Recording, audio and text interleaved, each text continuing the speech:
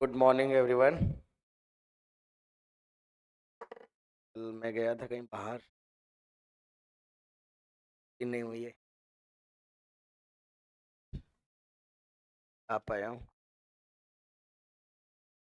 Current electricity हमने just start किया था और कुछ बेसिक पार्ट डिस्कस किया था, जैसे कि ड्रिफ्ट वेलोसिटी। आखिरी टॉपिक जो हम लोगों ने पढ़ा था वो करेंट का रिलेशन पढ़ा था ना। ये वाला फॉर्मूला शायद पढ़ा था, आई इज इक्वल टू NEAVD। तो आज हम लोग डिस्कशन को इसी को आगे बढ़ाएंगे और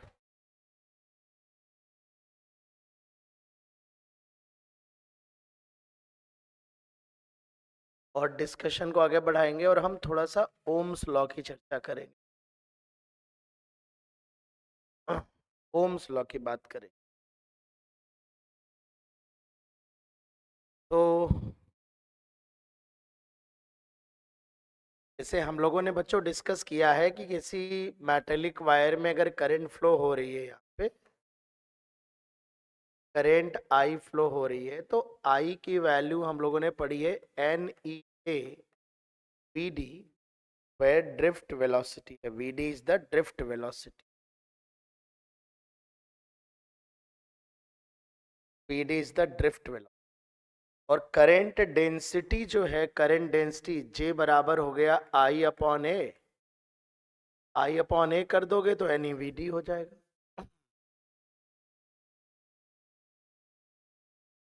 और हम लोगों ने पहले पढ़ रखा है कि जो VD होता है, ड्रिफ्ट वेलोसिटी होता है, वो बाई M इंटू टाउ होता है ना। और यहाँ पे हम लोग अगर J की बात करें तो J can be written as NEVD। VD की वैल्यू लिख दे रहे हैं E by M into tau. अगर हम देखें तो J बराबर क्या आएगा, J बराबर आएगा NE²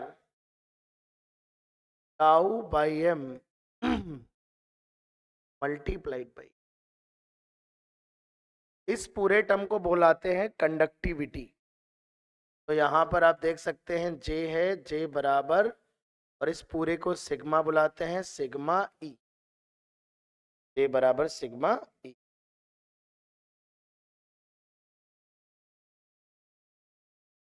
वेक्टर फॉर्म में चाहो तो वेक्टर फॉर्म में भी लिख सकते हो, वेक्टर फॉर्म में चाहो तो वेक्टर फॉर्म में भी लिख सकते हो। ये पूरी की पूरी चीज हमारी बेटा सिग्मा है, NE² टाउ बाई M। और सिग्मा, कई बार सिग्मा के फॉर्मूले पे क्वेश्चन, इसे हम कहते हैं इलेक्ट्रिक कंडक्टिविटी बच्चों। इसे कहा जाता है electric conductive, this is called electric conductivity, है ना। कंडक्टिविटी का जो रिवर्स होता है, रेसिप्रोकल होता है 1/कंडक्टिविटी, से हम रजिस्टिव,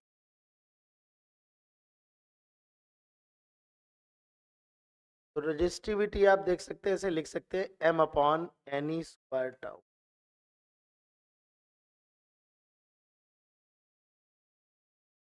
तो J बराबर सिग्मा ई, या J को अगर हम चाहें तो सिग्मा को 1/रो लिख सकते हैं।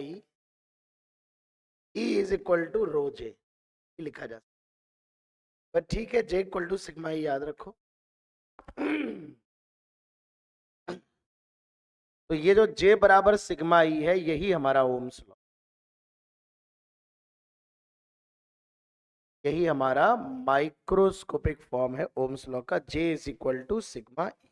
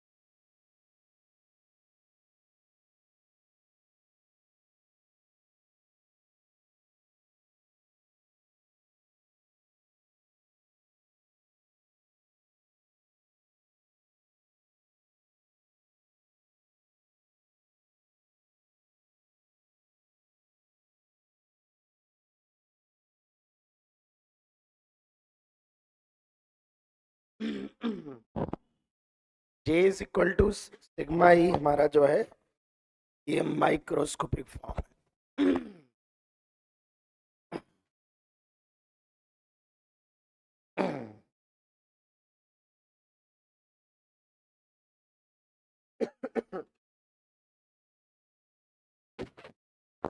चलिए, तो एक छोटा सा डिस्कशन समझेंगे। मान लो एक वायर है बेटा, इस तरह का वायर है, इसका क्रॉस सेक्शन एरिया वेरिएबल है। इससे हमने कोई पोटेंशियल डिफरेंस या कोई बैटरी लगा दी जिससे इसमें कुछ करंट फ्लो हो रही है।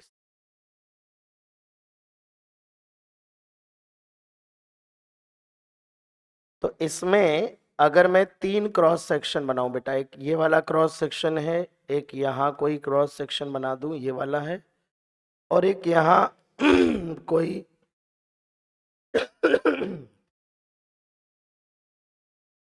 क्रॉस सेक्शन बना दूं जो ये वाला है।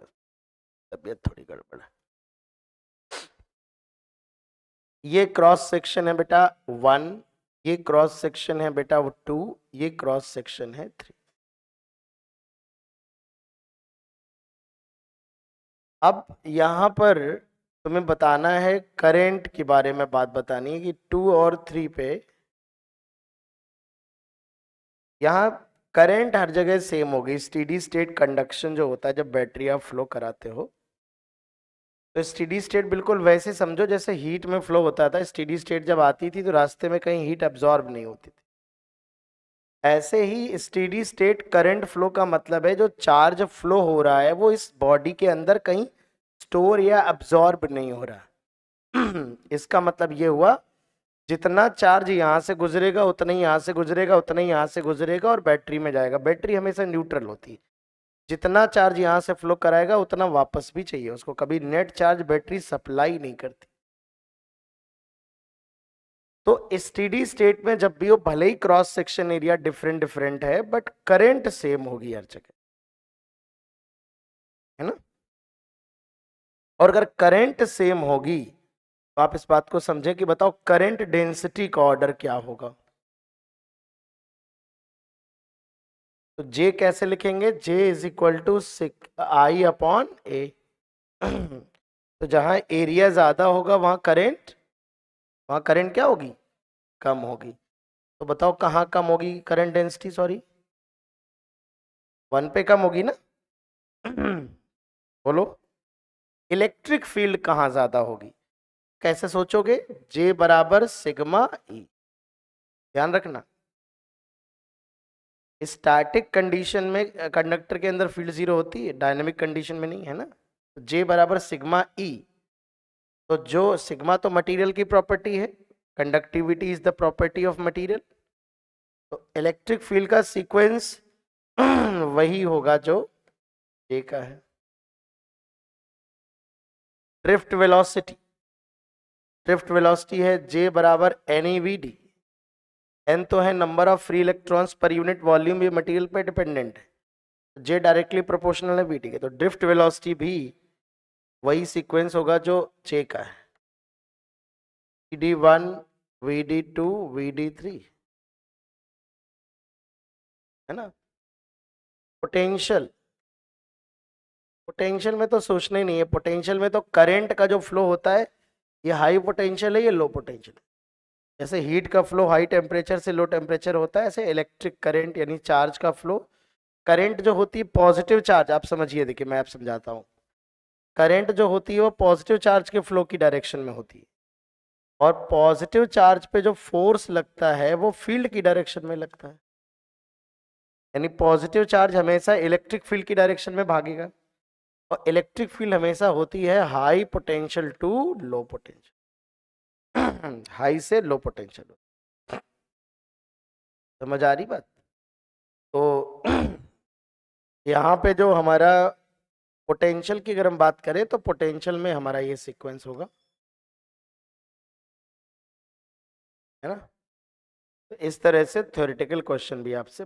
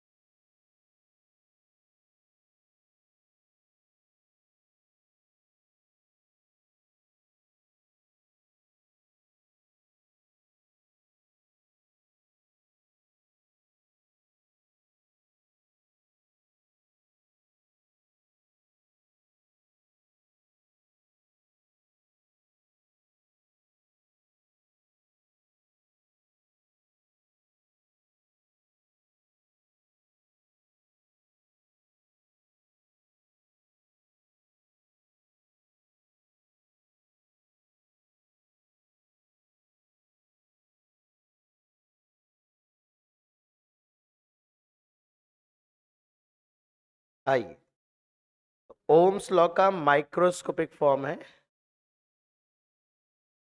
अभी जो आपने पढ़ा था वो माइक्रोस्कोपिक था और ये मैक्रोस्कोपिक है। Ohm's law and resistance.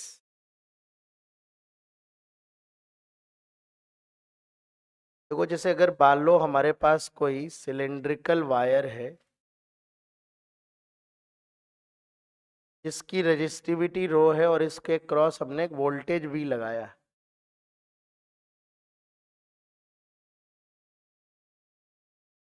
ये वी वोल्टेज ही, मैं आपको सिंपल बात बता दूं, जैसे बैटरी होती है बेटा, ये बैटरी अगर आइडियल बैटरी मान ले तो आइडियल बैटरी मान लीजिए वी वोल्ट की है, 10 वोल्ट की है, 10 वोल्ट की। इसका मतलब होता है इसकी प्लेटों के बीच में जो पोटेंशियल डिफरेंस है वो 10 वोल्ट होगा, अगर मैं आइडियल मान रहा हूँ, इंटरनल रेजिस्टेंस अभी नहीं ले रहा हूँ। तो इसका जो ईएमएफ है वही वोल्टेज के बराबर होता है। हम बैटरी के बारे में चर्चा करेंगे एक लेक्चर में। अभी ऐसे मान लो 10 वोल्ट की बैटरी का मतलब ये हुआ कि यहाँ के वोल्टेज से यहाँ का 10 ज्यादा। अगर यहाँ x वोल्ट मानोगे तो यहाँ x प्लस 10 वोल्ट मान सकते, x कुछ भी हो सकता है। जैसे यहाँ 10 मानोगे तो यहाँ 20, यहाँ 0 मानोगे तो यहाँ 10 हो जाएगा, यहाँ 0 मानोगे तो यहाँ 10 हो जाएगा, ये 5 मानोगे तो 15 हो जाएगा, -10 मानोगे तो 0 हो जाएगा। मतलब इस तरफ के वोल्टेज से इस तरफ का वोल्टेज 10 ज्यादा होगा। तो जैसे ये V वोल्ट की बैटरी है और मैं मान लो इन वायर्स में कोई रेजिस्टेंस नहीं है, तो यहाँ का वोल्टेज अगर मैं 0 मान रहा हूँ तो यहाँ का वोल्टेज भी हमारे लिए, और अगर इन वायर में रेजिस्टेंस नहीं तो यहाँ तक V होगा और यहाँ तक। तो इस मेटल रॉड के क्रॉस या मेटल वायर के क्रॉस जो पोटेंशियल डिफरेंस होगा वो V वोल्ट का हो जाएगा। इस पोटेंशियल डिफरेंस के कारण एक इलेक्ट्रिक फील्ड होगी और उस इलेक्ट्रिक फील्ड को हम जानते हैं क्या होती है, V डिवाइड बाई एल। या पोटेंशियल डिफरेंस जो होगा वो E into D into cos theta होता है। और ये हाई वोल्टेज है, ये लो वोल्टेज है, थीटा 0 डिग्री ले लेते हैं ना, इलेक्ट्रिक फील्ड इस डायरेक्शन में होगी। अगर हम पोटेंशियल डिफरेंस लिखना चाहें तो पोटेंशियल डिफरेंस हो जाएगा E इंटू इसकी लेंथ अगर बेटा L मान ली जाए, E into L into cos 0 हो जाएगा। ये हमारा पोटेंशियल डिफरेंस हो जाएगा, बहुत ध्यान समझना। मान लेते हैं कि इसमें करंट आई फ्लो हो रही है, ठीक है ना, करंट आई फ्लो हो रही है। तो हम लोगों ने क्या पढ़ रखा है, हम लोगों ने ओम्स लॉ जो पढ़ा है बेटा, ओम्स लॉ जो पढ़ा है, ओम्स लॉ होता है J बराबर सिग्मा, ये बच्चों हम लोगों ने पढ़ा है। यहां से हम J को लिख सकते हैं I अपॉन ए, ठीक है, और सिग्मा को लिख सकते हैं 1/ρ रेजिस्टिविटी के टर्म में, रेजिस्टिविटी, और E को लिख सकते हैं potential difference divide by distance या लेंथ। तो यहां से तुम देखो V को मैं एक तरफ कर लेता हूं, V रो L ऊपर चला जाएगा, रो L नीचे A रहेगा और I इसके साथ कर ले। तो हम देख सकते हैं कि यहां से हमारे पास आ जा रहा है V बराबर आई आर।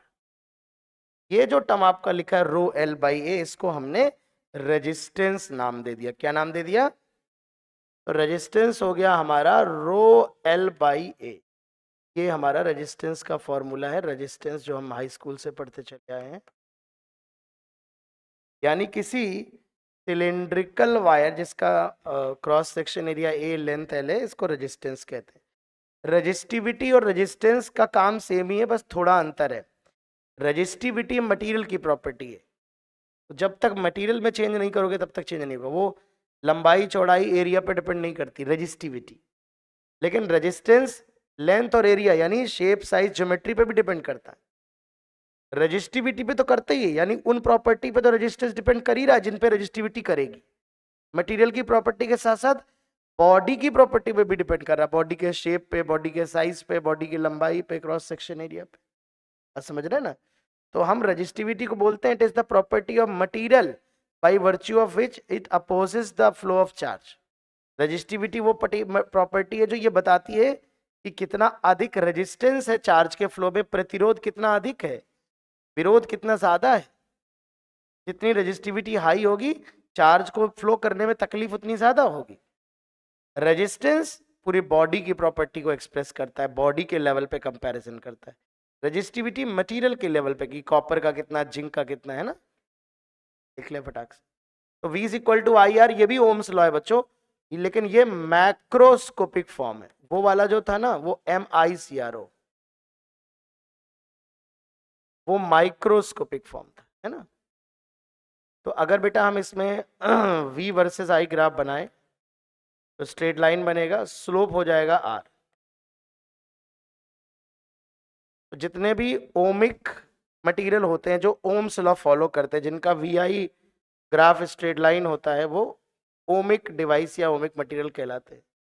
लेकिन मोस्टली जब हम एक्सपेरिमेंटल वेरिफिकेशन करते हैं ओम्स लॉ का, तो हम आई वर्सेस वी, मतलब वी हम अप्लाई करते हैं, आई हम नापते हैं। तो वी हमारा इंडिपेंडेंट होता है, आई डिपेंडेंट होता है। तो आई वर्सेस वी ग्राफ बनाते हैं। तो आई वर्सेस वी ग्राफ में तुम देख सकते हो I is equal to 1/r into V है। तो यहाँ tan थीटा की वैल्यू बताओ क्या आएगी, स्लोप कितना आएगा, 1/r, 1/r होगा। अच्छा 1/r जो होता है 1/रेजिस्टेंस, इसे हम लोग C से रिप्रेजेंट करते हैं, इसे कंडक्टेंस कहते हैं। रजिस्टिविटी का रेसिप्रोकल कंडक्टिविटी है, कंडक्टिविटी का रेसिप्रोकल रजिस्टिविटी है। इसी तरह रेजिस्टेंस का उल्टा जो है वो कंडक्टेंस है, C से रिप्रेजेंट करते हैं, कैपिटल C। तो अगर I वर्सेस V ग्राफ है तो जो स्लोप होगा वो कंडक्टेंस बताएगा, it is the inverse of resistance. और V वर्सेस I ग्राफ है तो स्लोप जो है वो रेजिस्टेंस बताएगा।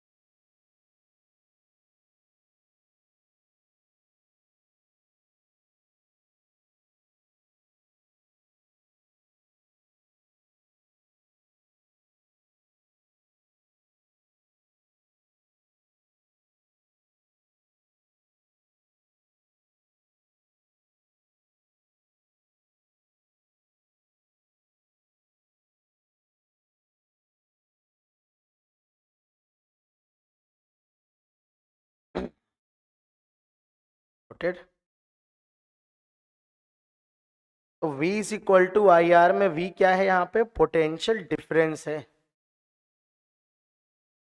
ना, पोटेंशियल डिफरेंस।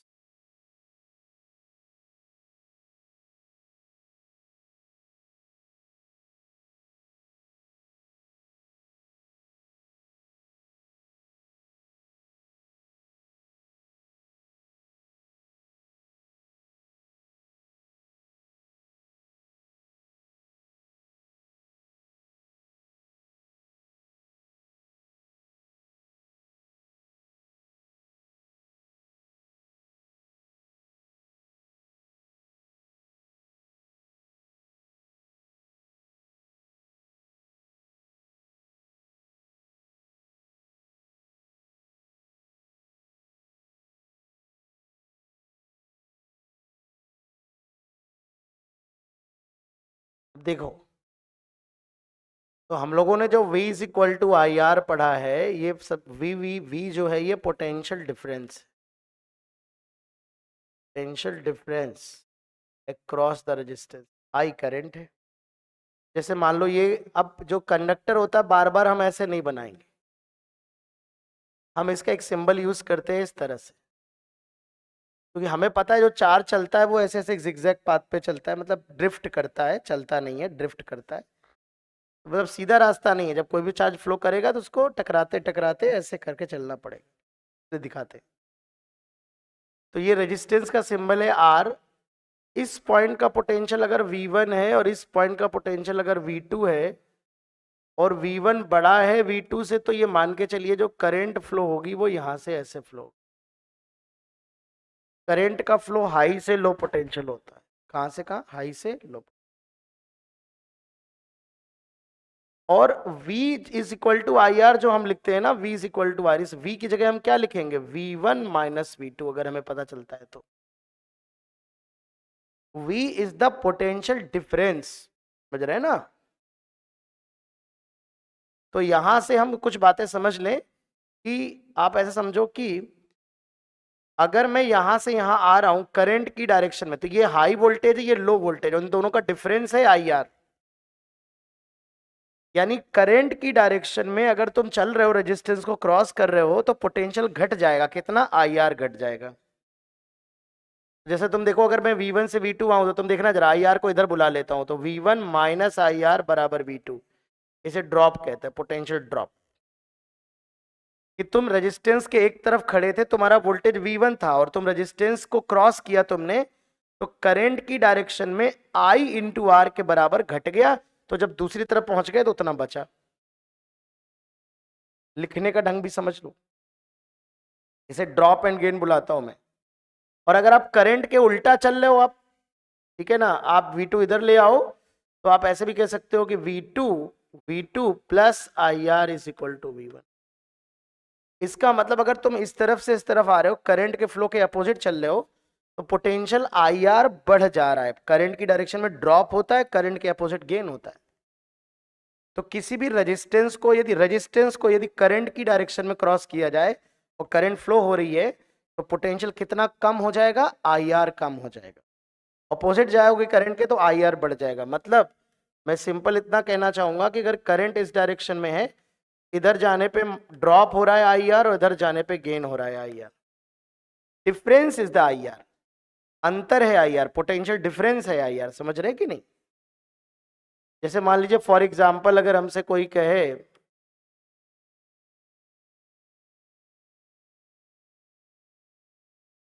यहां का पोटेंशियल अगर कोई V नॉट दे रहा है और इसमें करंट आई जा रही है, ये R, ये 2R, ये 3R, और ये पोटेंशियल V1 है, यहाँ का V2 है और यहाँ का V3 है। मुझे V नॉट पता है, I पता है, V1 V2 V3 बताने। तो देखो कैसे ड्रॉप एंड गेन लगाएंगे। इस मेथड को मैं हमेशा ड्रॉप एंड गेन कहता हूं। ड्रॉप एंड गेन कुछ नहीं, ओम्स लॉ का सही ढंग से इस्तेमाल है। अब मैं देखो क्या सिखा रहा हूं आपको। जहां से स्टार्ट कर रहे हो वहां का वोल्टेज लिख लो, तो V नॉट। करंट की डायरेक्शन में चल रहे हो तो माइनस आई आर, ड्रॉप हो गया। कहां पहुंच गए? यहां पहुंच गए, इक्वल टू V1। अगर यहां नहीं रुकना है तो और आगे बढ़ जाओ, माइनस आई आर, यहां पहुंच गए, और आगे यहां बताना है तो, और करंट तो सेम ही है पूरे में, ऐसे जा रही, माइनस आई इंटू 2R, इतना और ड्रॉप हो गया इस रेजिस्टेंस में। कहां पहुंच गए? V2 के बराबर कर दो। अगर और नहीं रुकना है तो minus I R, minus I 2R, minus I 3R, कहां पहुंच गए? V3 के बराबर कर दो। बोलो। ये मैं पोटेंशियल ड्रॉप अप्लाई कर रहा हूं। तो कोई जरूरी नहीं कि एक रेजिस्टेंस हो, पूरी ब्रांच के लिए लगा सकते हो, है ना?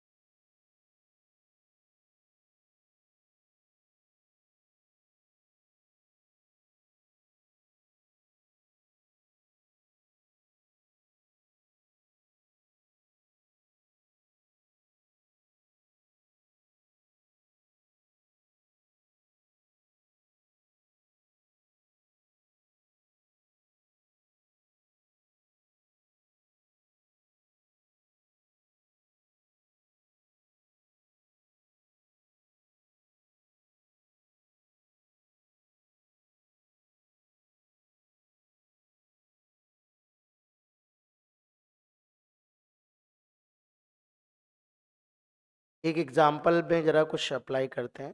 मान लीजिए ये दो रजिस्टर,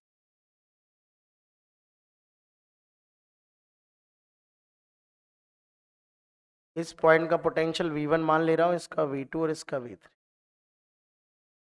यहाँ से मान लेता हूँ करंट I चल रही है और इसमें करंट I1 जा रही है, इस करंट I माइनस I1 इसमें जा रही है। यहाँ से I आ रही है, कुछ इधर चली जाएगी, बची हुई इधर चली जाएगी। अब मैं आपको ये पॉइंट A, ये B, ये C, ये D, मैं आपको बता रहा हूँ, आपको पहले A से B, B से C, ये वाले में ड्रॉप एंड गेन की इक्वेशन लिखनी, V1 से स्टार्ट करके V2 पे खत्म करना है। और एक बार हमको लिखनी है, उल्टा चलेंगे, D से B और B से A, इन दो पाथ पे हमें इक्वेशन राइटिंग करनी है। V1 से V2 पे खत्म करना है, V3 से स्टार्ट करके V1 पे खत्म करना है। कोशिश करो लिखने की, देखो लिख पाओगे क्या।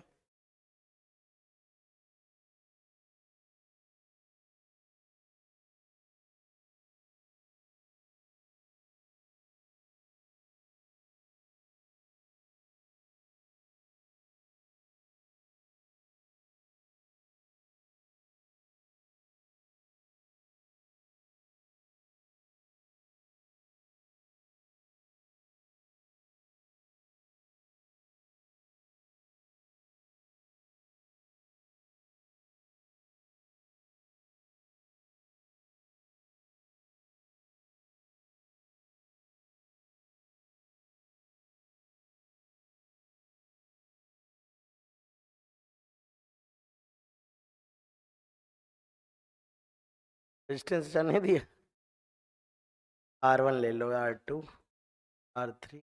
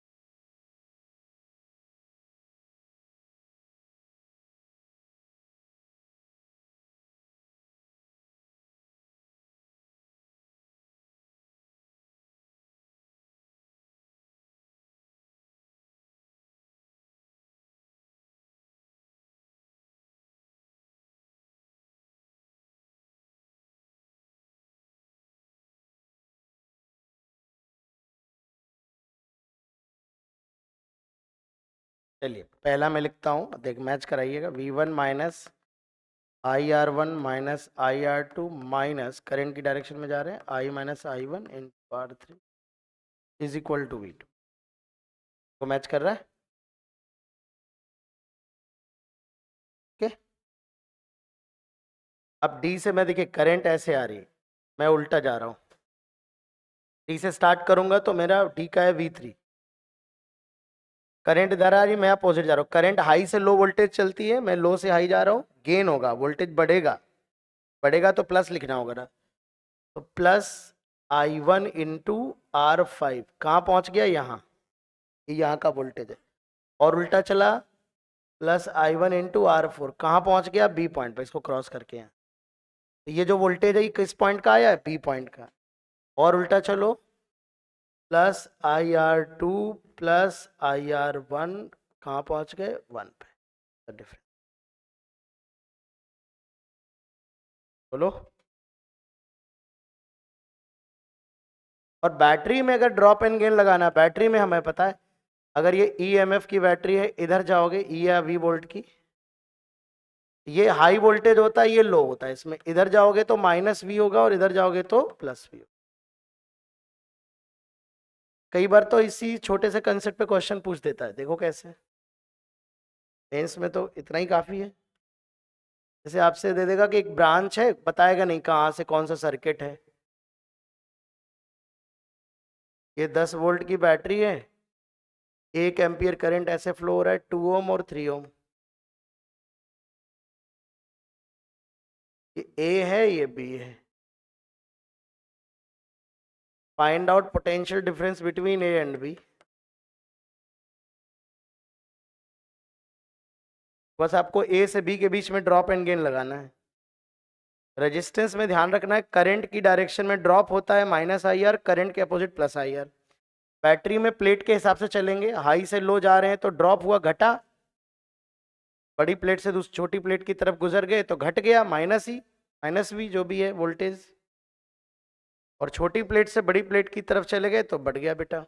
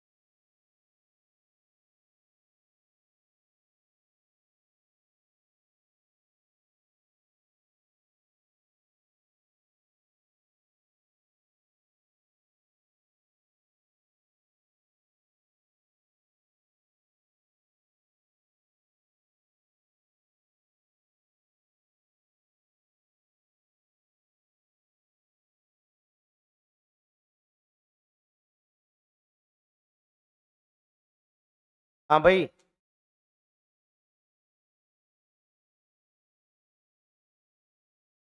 तो बताओ क्या आया।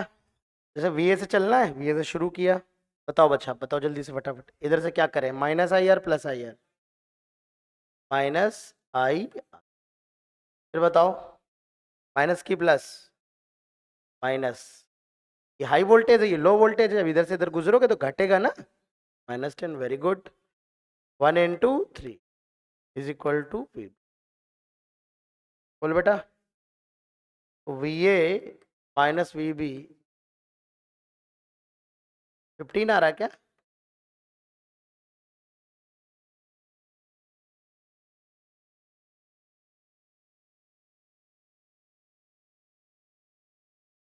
डन।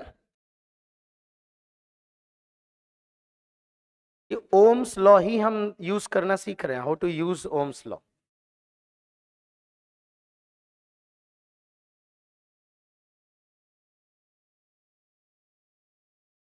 पढ़ा जाए। अब कुछ रेजिस्टेंस में और रेजिस्टिविटी में होने वाले इफेक्ट को देख लेते हैं। दो के, एक टेम्परेचर का इफेक्ट हमारे एग्जाम में पूछा जाता है, और एक स्ट्रेच किया जाए अगर वायर को तो उसका इफेक्ट पूछा जाता है। तो स्ट्रेचिंग ए रेजिस्टेंस या वायर,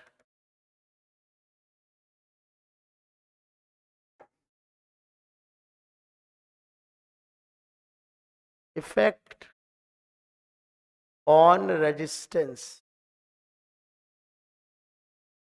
इफेक्ट ऑन रेजिस्टेंस।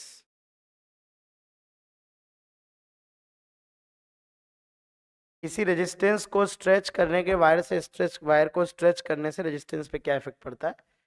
जैसे बच्चों मान लो ये वायर है हमारे, इसको थोड़ा जूम करके बनाते हैं हम लोग, इसका क्रॉस सेक्शन एरिया A1 है, लंबाई L1 है, इसको स्ट्रेच करके खींच दिया हमने, तो A2 हो गया, लंबाई L2 हो गया, है ना। और हम मान रहे हैं स्ट्रेच करने पे हमारी रजिस्टिविटी में कोई चेंज नहीं आ रहा है। तो बेटा जो रेजिस्टेंस होता है हमें पता है वो ρL/A। अब यहाँ से एक नज़र, अगर पहली नज़र देखा जाए, ऑल्दो ये इतने सरल सवाल है हमने हाई स्कूल लेवल पे किए हुए हैं, कि लेंथ को अगर डबल किया जाए, आपसे कहा जाए किसी तार को खींच के उसकी लंबाई दोगुनी कर दी, लेंथ दोगुना कर दिया, तो रेजिस्टेंस कितने टाइम्स होगा। तो कुछ लोगों को एक नज़र दिखता है कि भाई लेंथ डबल डायरेक्टली प्रोपोर्शनल है तो दोगुना हो जाएगा, है बेटा। वही तो गलत है, देखो कुछ लोग एग्री भी कर रहे हैं। एक्चुअली जो लेंथ है वो एरिया इंडिपेंडेंट थोड़े ना है यार, लेंथ को बढ़ाने घटाने पे एरिया भी तो चेंज हो रहा है। जब आप वायर को लंबा करते खींचते हो तो पतला भी तो हो जाता है वायर, तो लेंथ को डबल करोगे एरिया से। एक्चुअली मुद्दा यही है कि हम लोग एरिया को मान लेते हैं, एरिया दिया नहीं तो कांस्टेंट ही होगा, इसलिए पढ़ाना पड़ता है। 12th में भी आके 12th स्टैंडर्ड में भी पढ़ना पड़ रहा है ना। और देखो, तो बच्चों इस पूरे प्रोसेस में बेसिकली हम क्या करते हैं, हम ये जानते हैं कि लेंथ और एरिया हमारे डिपेंडेंट हैं बेटा, दे आर नॉट इंडिपेंडेंट। तो हम क्या करते हैं, हम वॉल्यूम कंजर्व कर लेते हैं, मतलब हम ये मान लेते हैं कि मटेरियल के वॉल्यूम में चेंज नहीं हो रहा है, ये भी हम मान ही लेते हैं, ये भी एक आइडियल है। इनकम्प्रेसिबल बॉडी में ऐसा होता है, जैसे आपने लिक्विड फ्लूइड मैकेनिक्स में इनकम्प्रेसिबल फ्लूइड पढ़ा है ना, उसका पॉइजन रेशियो 1/2 मानते हैं, 1/2 इलास्टिसिटी में पॉइजन रेशियो आता है। मैं आपको ये फैक्ट बता दूं कि जिन मटेरियल का पॉइजन रेशियो 1/2 नहीं होता है, या उससे, ये एक आइडियल केस है जो होता ही नहीं है, तो उन सारे मटेरियल को अगर तुम खींचोगे तो उनका वॉल्यूम थोड़ा सा बढ़ता है हमेशा। तो ये एक अजम्पशन है यहाँ पर, ये कल्पना है कि हम ये मान के हालांकि बहुत थोड़ा सा बढ़ता है, तो हम ये मान के चल रहे हैं कि यहाँ वॉल्यूम में चेंज नहीं हो रहा है, ऐसा जो हमेशा ट्रू नहीं है। और मुझे इस बात का बहुत आभास है कि किसी दिन इस छोटे से कंसेप्ट और पॉइजन रेशियो को मर्ज करके जब एडवांस वाले सवाल बनाएंगे ना, सब लोगों को याद रहेगा, अच्छा ऐसा भी बन सकता है ना। बट फिलहाल तो हम बेसिक वाला ही कर लेते हैं जो कर रहे हैं। तो बेटा यहाँ पर मुद्दे की बात यह है कि A1L1 बराबर A2L2, जो वॉल्यूम है वो कंजर्व रहेगा। तो हम देख सकते हैं कि जो A1/A2 होगा वो L2/L1 के बराबर होगा। अगर पहले रेजिस्टेंस था रो L1/A1, बाद में रेजिस्टेंस है रो L2/A2, तो मुझे रेजिस्टेंस को डिवाइड करना है। तो देखिए R2/R1 यदि मुझे लिखना है तो रो L2/A2 अपॉन रो L1/A1, रो से रो कट जाएगा, A1L2/A2L1। बच्चों अब आप लोग देखो कि A1/A2 L2/L1 है, तो A1/A2 को L2/L1 लिख देते हैं, तो R2/R1 हो जाएगा L2/L1 का होल स्क्वायर बेटा। तो यहां से तुम देख पा रहे हो, मैं देख पा रहा हूं कि तुम देख पा रहे हो, R is proportional to L square. और इस चीज को आप ऐसे भी समझ सकते थे कि वॉल्यूम होता है एरिया इंटू एल, और जब आप खींच रहे हो तो एरिया नहीं, एरिया को लिख सकते हैं, A can be written as V/L। तो तुम ये देख सकते हो कि अगर तुम इसको एक रो एल को, एरिया को V/L लिखो तो V/L स्क्वायर आएगा, और यहां ये चीज कांस्टेंट है, वॉल्यूम कांस्टेंट है, तो आर किसके प्रोपोर्शनल है, एल स्क्वायर के। बोलो, इतना नहीं लिखना चाहते हो तो ना लिखो, कोई दिक्कत नहीं है ना।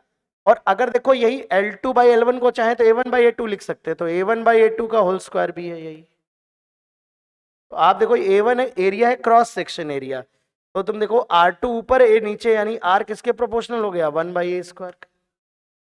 और एरिया क्या है इसका, ये वाला एरिया, अगर इसकी रेडियस R है तो एरिया क्या हो गया, πr²।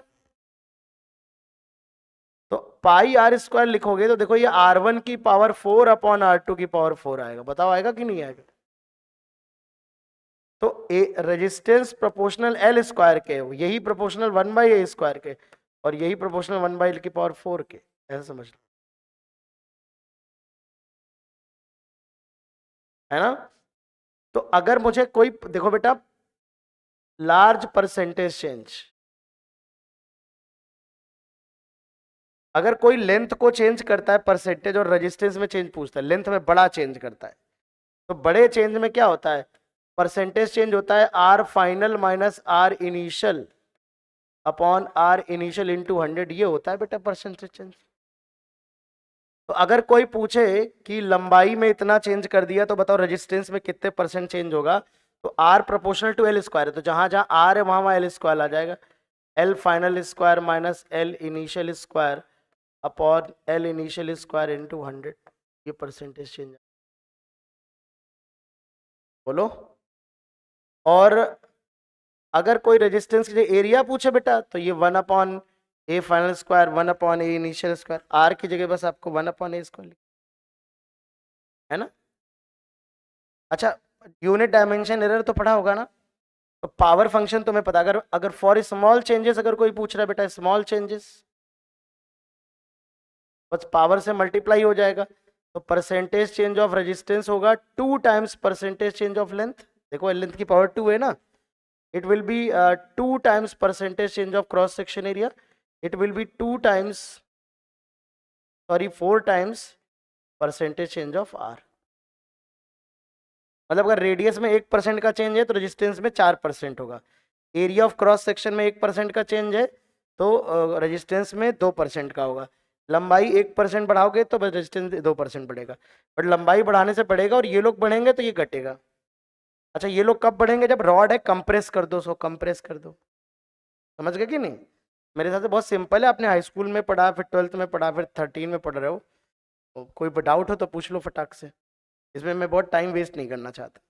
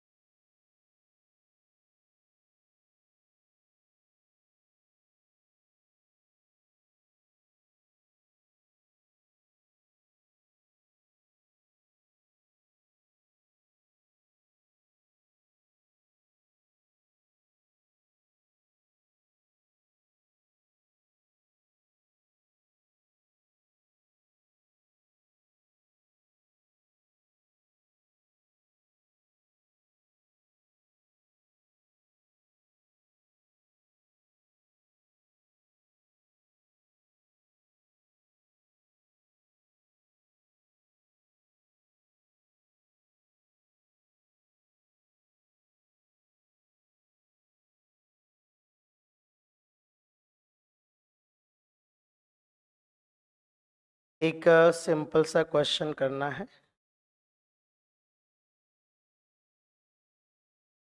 एक वायर है, इसको हमने स्ट्रेच किया और इसकी लेंथ को हमने 20% बढ़ा दिया। ठीक है, find out percentage change in resistance. Options are 40%, 44%, 20%,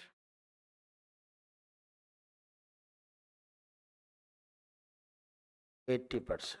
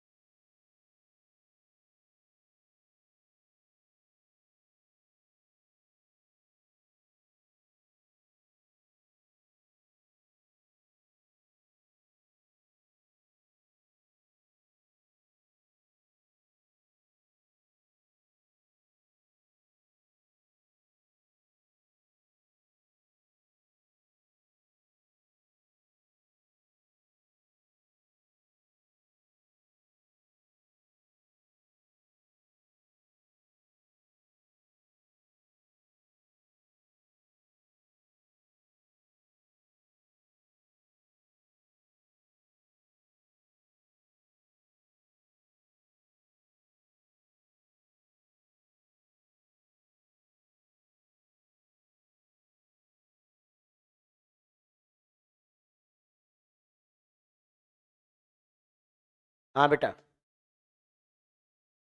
सबसे सरल तरीका होता है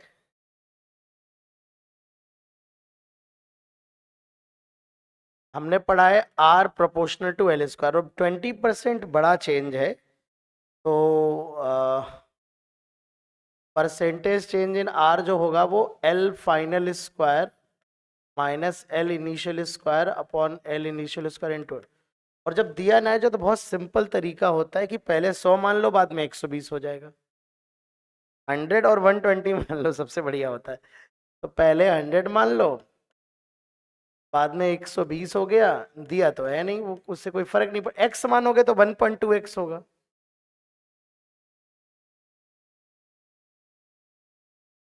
कितना आएगा? 44%। लेकिन अगर ये 20% की जगह 2% होता, 2%, तो हम 4% ही सीधे डबल कर देते। ये बड़ा परसेंटेज चेंज है ना, तो ये वाली रिजल्ट्स एप्लीकेबल नहीं होंगे, ये स्मॉल चेंजेस के लिए एप्लीकेबल है। बात समझ रहे हैं कि नहीं?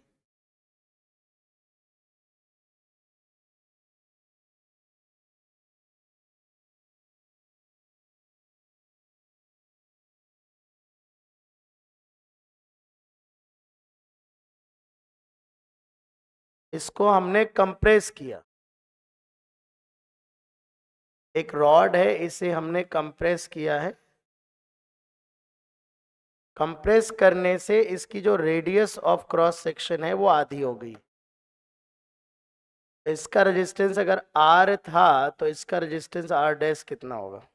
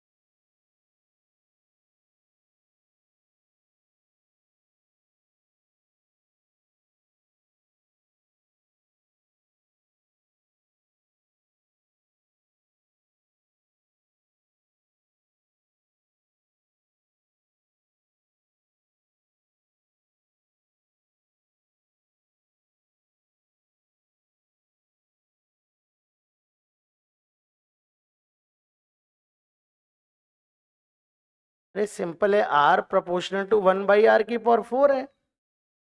तो आर प्राइम अपॉन आर क्या हो जाएगा? R2 की पावर 4 अपॉन R1 की पावर 4। उल्टा कर लिख दिया भैया, 1/इनवर्स है ना। R2 की पावर 4 ऊपर आएगा, R1 की पावर 4 नीचे। R की पावर 4 और R/2 की पावर 4, ये 16 आ जाएगा। R prime is 16R, right?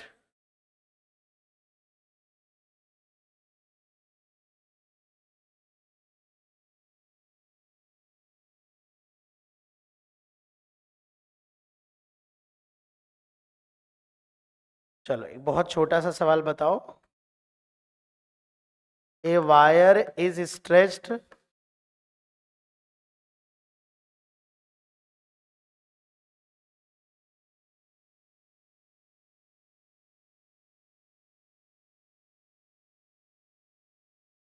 and its radius of cross section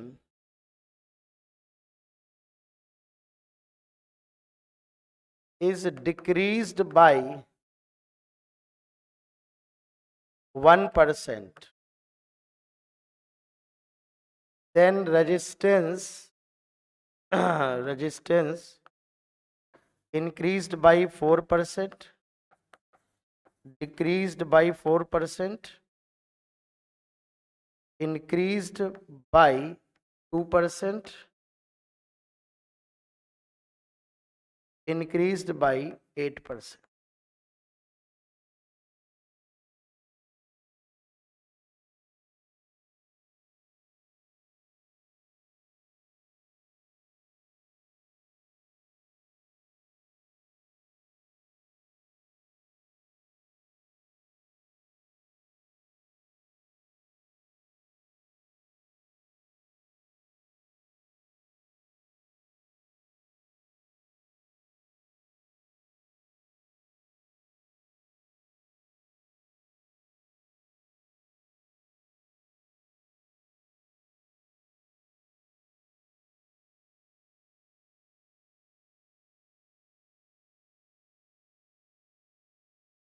देख के नहीं बता पाओगे, इतना क्या सोच रहे हो। आर प्रोपोर्शनल है 1/r की पावर 4 के, तो 4 गुना आएगा, ये तो सच है। बट अगर आर घट रहा है तो आर, कैपिटल आर बढ़ रहा होगा, तो इंक्रीज बाई 4% ना।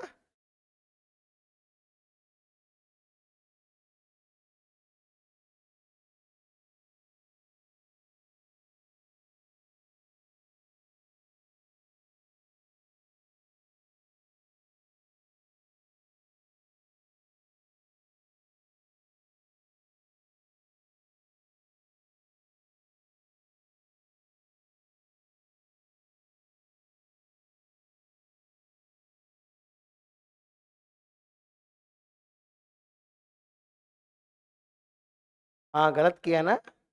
हाँ हाँ हाँ। तो क्या कर रहे हैं इसको, ध्यान नहीं दिया उस वक्त मैंने। रेडियस कंप्रेस करने पे बढ़ेगा ना।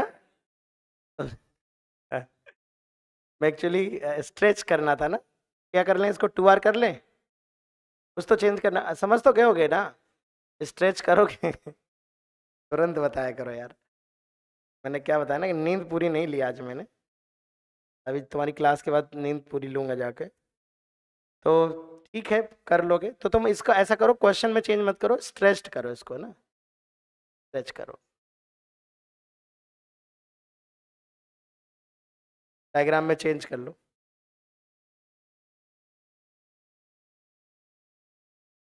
तुरंत बताया करो, 1 घंटे बाद बताते हो, मजे लेते हो क्या। अच्छा ठीक है बेटा, थोड़ी देर बाद बताएंगे।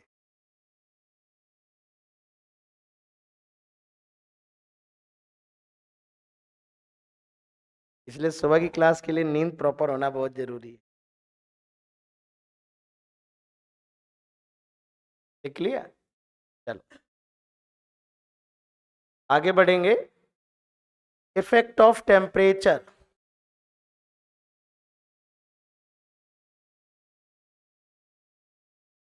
टेम्परेचर का इफेक्ट देख लेते हैं। टेम्परेचर का इफेक्ट, तो टेम्परेचर का इफेक्ट जो होता है ऑन रेजिस्टेंस ऑफ कंडक्टर, सबसे पहले तो कंडक्टर में समझ लेते हैं। तो टेम्परेचर बढ़ाने से कंडक्टर का रेजिस्टेंस लगभग लीनियर, रफली लीनियरली बढ़ता है ना। तो जब टेम्परेचर इंक्रीज किया जाता है तो resistance comma resistivity of conductor increases linearly. ये अप्रोक्स होता है बेटा, एग्जैक्ट नहीं है। अच्छा ये सबको याद रहता था जेई मेन में। जेई मेन में 2015 में एक बार क्वेश्चन आया था इस पे कि टेम्परेचर का इफेक्ट कैसा होता है, तो इतना सबको याद रहता था कि कंडक्टर का रेजिस्टेंस या रेजिस्टिविटी बढ़ता है। बट ये याद नहीं रहता कि बढ़ता कैसे। उसमें लेकिन इन शब्दों का प्रयोग सेमी कंडक्टर के लिए भी पूछा था कि किसका लीनियरली बढ़ता है घटता है, एक्सपोनेंशियली बढ़ता घटता है।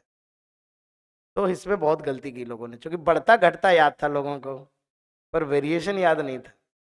ऑल्दो क्लास में बताया जाता है, लेकिन जब तक वो क्वेश्चन पहले नहीं आया तब तक लोग उतना सीरियस लेते नहीं है। वो ये भूल जाते हैं कि पीवाईक्यू सिर्फ ये आइडिया देने के लिए है कि अब तक क्या पूछा गया है। लेकिन पीवाईक्यू से ज्यादा इंपॉर्टेंट वो है जो अब तक नहीं आए, क्योंकि वही आने वाले हैं, है ना। लेकिन हमारा पूरा फोकस उसी पे रहता है। तो फिर नया आ जाता है अचानक से, तो हम सोचते हैं ये क्या पूछ लिया इस बार, है ना। तो इसलिए मेरी नज़रों में तो मतलब पीवाईक्यू लगाने चाहिए, लेकिन उससे ज़्यादा इंपॉर्टेंट पूरा असाइनमेंट प्रैक्टिस, ये सारी किताबें जो भी, मतलब एक मटेरियल लगा रहे हो, मॉड्यूल लगा रहे हो तो मॉड्यूल लगाओ, लेकिन लगाना चाहिए।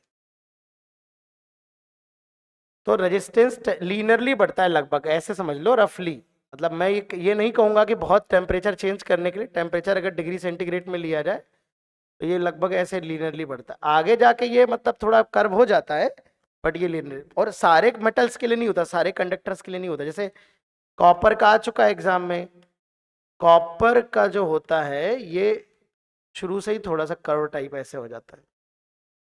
लेकिन जो मटीरियल, जो कंडक्टर्स हम यूज करते हैं जनरली, उनकी रेजिस्टिविटी जनरली ज्यादातर कंडक्टर्स की लीनियरली बढ़ती है टेम्परेचर के साथ, है ना। लेकिन कॉपर एक ऐसा है जो एकदम लीनियर नहीं होता, थोड़ा सा कर्व होता है ना। तो इसके लिए एक फॉर्मूला हमें याद रखना है, रो बराबर रो नॉट 1 + α∆t। आर बराबर R0 1 + α∆t। रो नॉट जो R0 है ये एट 0 डिग्री सेंटीग्रेड है, 0 डिग्री सेंटीग्रेड। अल्फा कहलाता है बच्चों टेम्परेचर कोफिशिएंट, ठीक है, अल्फा टेम्परेचर कोफिशिएंट है। और जो टी है वो है temperature in degree centigrade, centigrade में टेम्परेचर है। वैसे बच्चों हमारी किताबों में ऐसे लिखा रहता R0 1 + α∆t, और डेल्टा टी को लिख देते हैं T - T0। T0 होता है रेफरेंस टेम्परेचर की, कितना रेफरेंस टेम्परेचर। तो रेफरेंस टेम्परेचर अक्सर 0 या 20 डिग्री लिया जाता है, तो मोस्टली सवालों में 20 डिग्री लिया जाता है, 0 डिग्री लिया जाता है। तो हमें जब डेल्टा टी को T - 0 ही लिखना है तो हमने टी लिख दिया सीधे, है ना। क्योंकि अगर आप डेल्टा टी बड़े, आप देखिए बड़े टेम्परेचर में बेटा ऐसे मत लगाइएगा कभी R2 बराबर R1 1 + α, ये किताबें लिख देती हैं, ये गलत है, इससे आंसर मैच नहीं करेगा तुम्हारा। कि T1 पे दे के T2 पे पूछ रहा है तो तुमने सीधे T1 T2 के बीच में डेल्टा टी ले लिया। उसकी वजह बता रहा हूँ, ये खुद अप्रोक्सीमेशन के बाद आया है, ये होता ही नहीं है फॉर्मूला एग्जैक्ट। तुम्हारे बाद सिलेबस में नहीं, मैं सब बातें नहीं बताऊंगा, ये खुद अप्रोक्सीमेशन से आया। एक और अप्रोक्सीमेशन कर दोगे तो परेशान हो जाओगे। तो फिर अगर मान लो तुमको ये करना, अच्छा ये वैसे तो ये 300 डिग्री सेंटीग्रेड के नीचे लगता है, 300 से और आगे जाते हो तो ये एक्सपोनेंशियल सीरीज होती है, 1 + α∨βT² /2 हो जाता है, एक एक्सप्रेस टर्म और आ जाता है, पर वो हमारे सिलेबस में नहीं आएगा नहीं। 300 डिग्री सेंटीग्रेड तक ही लगा सकते हो ये फॉर्मूला, 300 से ऊपर फिर ज्यादा चीजें बदल जाती हैं। हाँ तो मैं ये कह रहा था, मान लो एक टेम्परेचर पे रेजिस्टेंस दिया है, दूसरे टेम्परेचर पे पूछा है, तो कैसे करोगे। तो पहले 0 डिग्री से फर्स्ट वाले को रिलेट करोगे। मान लो T1 पे R1 दिया है तो पहले 0 से T1 के बीच में लगाओगे, फिर 0 से T2 के बीच में लगाओगे 1 + α∨T2, ठीक है। फिर दोनों को डिवाइड कर लेना, सॉल्व हो जाएगा। R0 कट जाएगा, 1 + α∨T2 और 1 + α∨T1, है ना। अल्फा दे देगा, T1 T2 दे देगा, R1 दे के R2 पूछ। तो आपको जब भी 30 डिग्री पे दे के 50 पूछा जाए, 50 दे के 70 पूछा जाए, तो आप डायरेक्ट 50 70 के बीच में मत लगाइए किताब वाला फॉर्मूला, आंसर 99.99% टाइम गलत आएगा। कोशिश करिए कि पहले 0 डिग्री और R1 में रिलेट करिए, 0 R2 में रिलेट करिए, देन आप उसको सॉल्व करिए, ठीक है।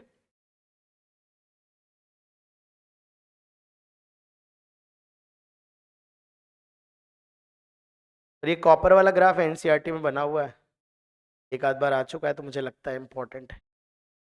और इसलिए भी बता दिया क्योंकि अगर लिख के ना आए, कंडक्टर लिख के आए, तो तुम लीनियर वाला ही टिक करना, ठीक है।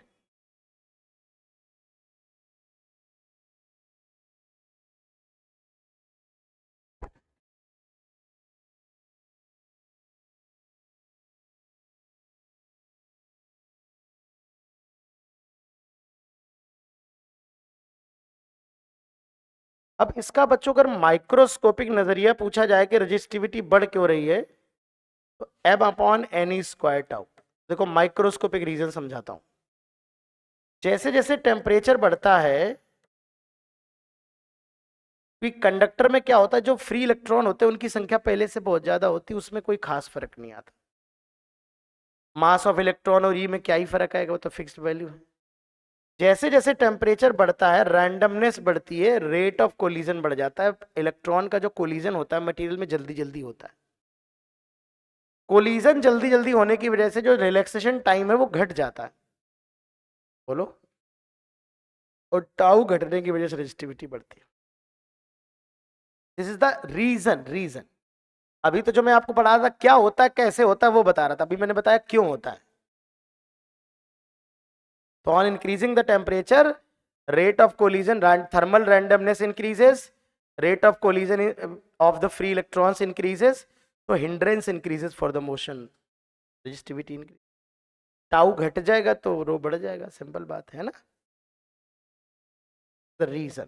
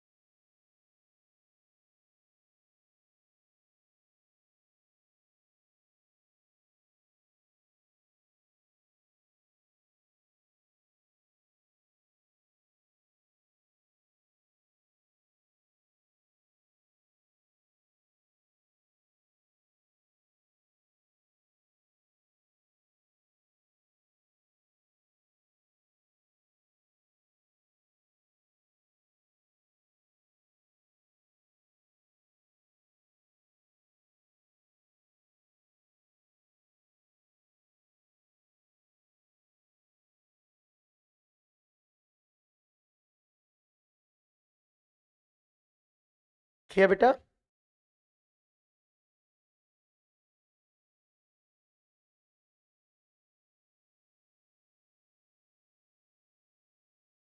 अब अगर सेमी कंडक्टर के बारे में बात करें, वैसे तो ये सेपरेट चैप्टर आप पढ़ोगे, मैं थोड़ा सा बता देता हूँ, रिलेटेड चीजें हैं। सेमी कंडक्टर में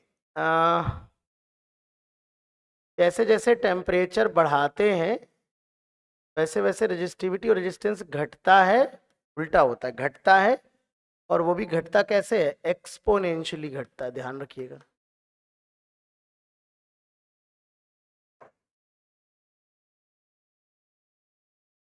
एक्सपोनेंशियल चेंज होता है, मतलब इसकी रेजिस्टिविटी टेम्परेचर के साथ बच्चों एक्सपोनेंशियली।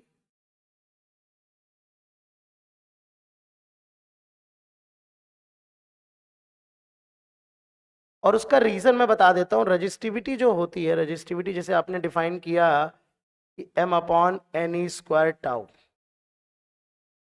तो जैसे जैसे बच्चों टेम्परेचर बढ़ाते हो तो n में हल्का चेंज होता है, ना, स्मॉल चेंज होता है, सॉरी गलत लिखा।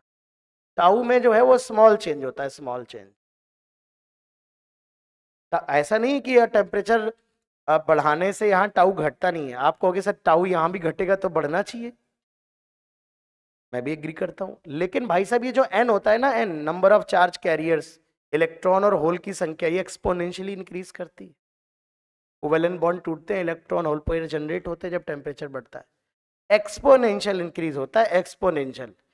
तो इसकी जो, इसके घटने की जो औकात है वो डिमिनिश्ड हो जाती है, मिनिमाइज हो जाती है। डोमिनेट कौन करता है? एन।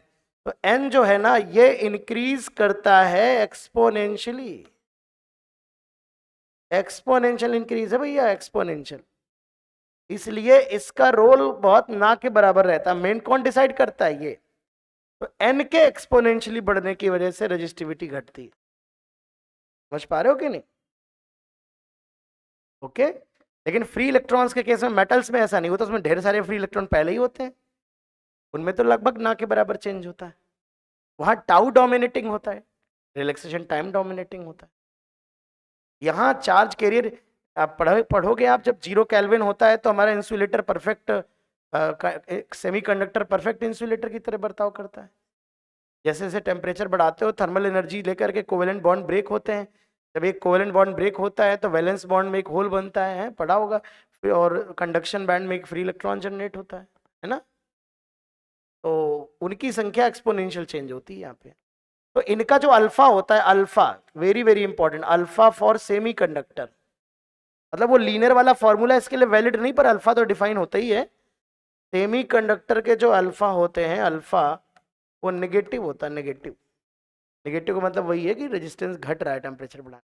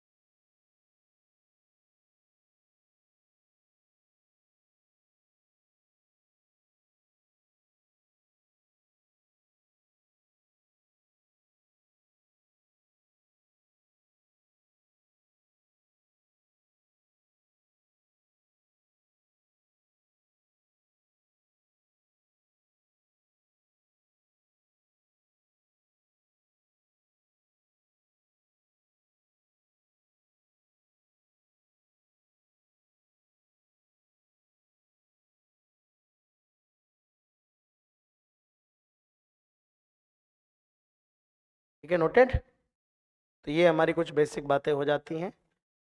अब हम लोग डिस्कशन करेंगे ग्रुपिंग ऑफ रेजिस्टेंस। अब यहां से हम सर्किट की बात कर रहे हैं। Grouping of resistance and equivalent resistance.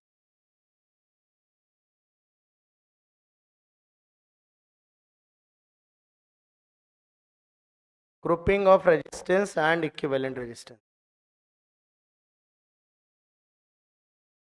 बच्चों कोई भी सर्किट हो जिसमें एक से ज्यादा रेजिस्टेंस अगर हमारे पास है ना, कोई भी सर्किट है और इसमें मान लीजिए हमने एक बैटरी लगा दी, इस पूरे बॉक्स, मान लो एक बॉक्स है जिसके अंदर मैंने कई रेजिस्टेंस लगा रखे हैं और मुझे इनका एक इफेक्टिव वैल्यू इक्विवेलेंट रेजिस्टेंस बताना है। इक्विवेलेंट का मतलब होता है बेटा कि मैं इस पूरे सारे रेजिस्टेंस को हटाकर इसकी जगह अगर एक रेजिस्टेंस लगा दूं तो वो एक वही काम करेगा जो ये लोग मिलके कर रहे हैं। यानी वो बैटरी से बेटा उतनी करंट फ्लो कराएगा, वो बैटरी से उतना ही वर्क करवाएगा, वो बेटा उतनी हीट जनरेट करेगा, समझ रहे ना, उतनी पावर लॉस होगी, सब कुछ सेम हो। तो इन सबका काम मिल करके वही होना चाहिए जो ये अकेले कर रहा हो। सबसे इंपॉर्टेंट बेसिक बात है, जैसे हम डिफाइन करते हैं, जितनी करंट यहां फ्लो हो रही है उतनी करंट बैटरी को यहां फ्लो करानी पड़े। तो अगर ये वोल्टेज और ये वोल्टेज सेम है और जितनी करंट यहां फ्लो उतनी है, तो बैटरी को क्या पता चलेगा? बैटरी को लगेगा जो चीज यहां लगी वही चीज यहां लगी, उसको कौन सी आंखें हैं। मैं दोनों केस में पूछूंगा ये बैटरी बता किसमें रेजिस्टेंस ज्यादा है, बोल दोनों में सेम, क्योंकि बैटरी तो ये सोच रही है V is equal to I R. तो आर जो है वो V अपॉन आई है, मेरा वोल्टेज V है, मेरे से आई करंट जा रही, तो जो भी मेरे क्रॉस लगा हुआ उसका आर बराबर है। बोलो भाई। तो डिफाइन ऐसे ही करते, अगर यहां मैं लिखूं तो बताओ कैसे लिखूंगा? इसको V वोल्टेज मैंने दिया, ऐसे तो लिखूंगा। यानी जो इसका आर इक्विवेलेंट होगा, आर इक्विवेलेंट वो किसके बराबर होगा? V अपॉन आई के बराबर। अगर V वोल्ट की बैटरी लगा, 10 वोल्ट की बैटरी लगाई तुमने किसी तुम ही मान लो हो, तुम बैटरी को क्यों, तुम ही कौन से बहुत बड़े नेता हो। एक डब्बा है, डब्बे में मैंने रेजिस्टेंस लगा दी, मैंने तुम्हें नहीं बताया कि एक है कि 50 है। एक बॉक्स के अंदर बंद थे, 2 वायर निकाल दिए, अंदर सर्किट लगा रखा है, और मैंने तुमसे ये नहीं बताया, मैंने कहा इस डब्बे के अंदर रेजिस्टेंस है, एक रेजिस्टेंस है। ये नहीं बताया कि 10 रेजिस्टेंस का सर्किट है। और मैंने कहा ये लो टर्मिनल, ये तुम्हारे पास बैटरी है, नाप के बताओ इसके अंदर कितना रेजिस्टेंस लगा है। तो तुम बैटरी से कनेक्ट करोगे और करंट नापोगे तभी तो बताओगे। आओ, तुमने 50 वोल्ट की बैटरी लगाई और देखा करंट, एमीटर लगाया, तुमने देखा कि करंट ओ 5 एम्पियर आ रही करंट। तुमने कहा सर 50 वोल्ट की मैंने बैटरी लगाई थी, 5 एम्पियर करंट आ रहा है, V is equal to I R. तो 50 बटे 5 सर 10 ओम का रेजिस्टेंस डब्बे के अंदर है, डब्बे के अंदर 10 ओम का रेजिस्टेंस है। तो अगर एक है तो 10 ओम है, और 50 रेजिस्टेंस का सर्किट है तो भी उसकी इफेक्टिव वैल्यू कितनी है? 10 ओम, वही इक्विवेलेंट है। इक्विवेलेंट का मतलब ही वही है। अरे समझे कि नहीं समझे, है ना? तो अगर मैंने किसी भी सर्किट को V वोल्ट की बैटरी लगा दी, उससे आई करंट फ्लो हो गई, तो सर्किट का जो आर इक्विवेलेंट है वो V अपॉन आई है। ठीक है ना? ऑल राइट, तो अब हम इसकी मदद से कुछ बेसिक ग्रुपिंग देखेंगे, सीरीज पैरेलल, जो तुम बचपन से देखा है, तुम्हारा फेवरेट है ना, 12th में यही फेवरेट रहता है लोगों का। और फिर उसके बाद थोड़ी और अच्छे सर्किट देखेंगे। ठीक है, आगे बढ़ रहे हैं। चलो, तो सीरीज ग्रुपिंग सबसे पहले, क्योंकि ये सरल पार्ट है तो मैं थोड़ा स्पीड में निकलूंगा, बताना कहीं डाउट हो, क्योंकि बहुत ही सरल पार्ट है, इसमें ज्यादा समय वेस्ट नहीं करेंगे। मैं चाह रहा हूँ ज्यादा से ज्यादा चीजें कवर अप हो जाए जितना हो सकता है, यही मेन तक। सीरीज ग्रुपिंग में देखते हैं,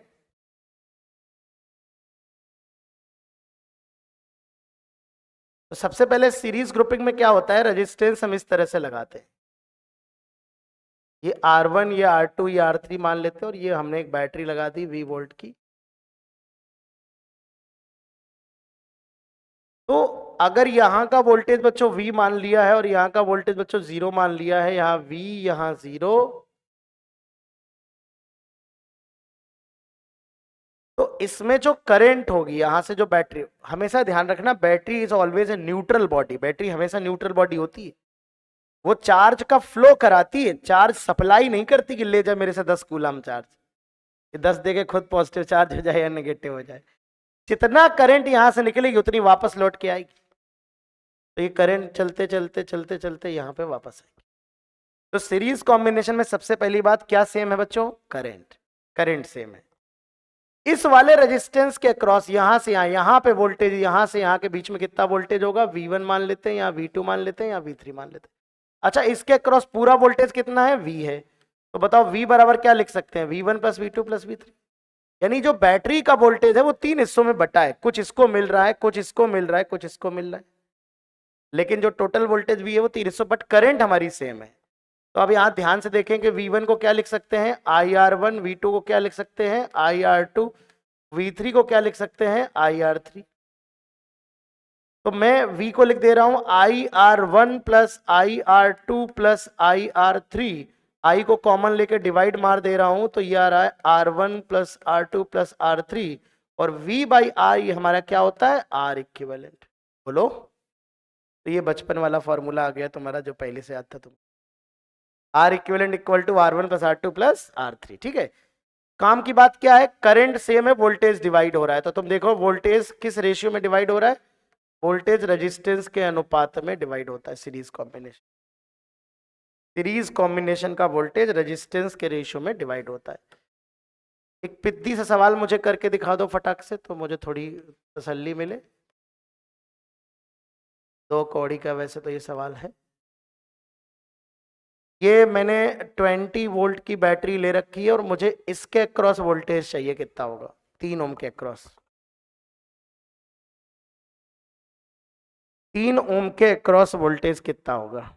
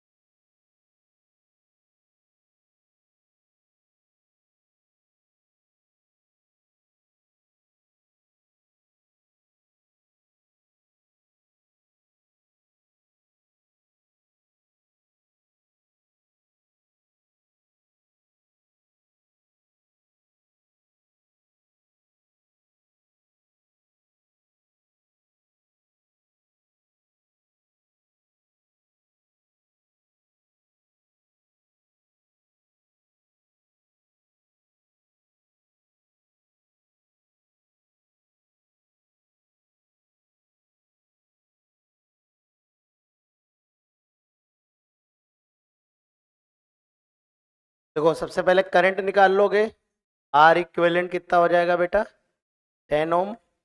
करंट क्या आएगा बेटा, V बाई आर इक्विवेलेंट है ना, आर इक्विवेलेंट है V बाई आई, तो आई V बाई आर। तो 20/10, 2 एम्पियर करंट है, सभी में 2 एम्पियर होगी, तो V2 हो जाएगा 2 इंटू 3 6 वोल्ट। आ गया सभी का, कहीं नहीं आएगा किसी एग्जाम में, खुश होने की जरूरत। ये बस ऐसे थोड़ा सा कलम चला लो तुम लोग, इसलिए दिया था।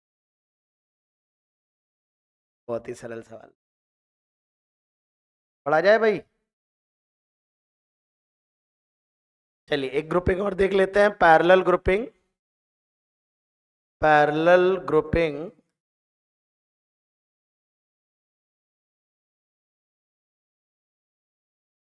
पैरेलल ग्रुपिंग में क्या होता है कि इस तरह से रेजिस्टेंस आपस में कनेक्टेड है बेटा।